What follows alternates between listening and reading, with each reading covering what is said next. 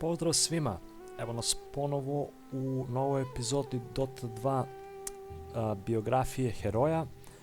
Ovoga puta ćemo da prevedemo biografiju Bane-a ili Baneta, kako ga ja ponekad zovem iz zajebancije. Jedna od kraćih biografija za sada i evo krećemo odmah. Kaže Bane, kada bogovi imaju noćne more, Bane Elemental je onaj koji donosi. Također poznat i kao Atropos, Bane je rođen iz ponoćnih terora boginje Niktaša. Sila terora toliko jaka da bude zadržana u snu, on se pojavljuje iz njenog sna, hraneći se njenom besmrtnošću u vidu magle obliven crnom krvlju. On je suština svih strahova. Smrtnici koji čuju njegov glas slušaju svoje najmračnije tajne kako ih šapuće na uvo.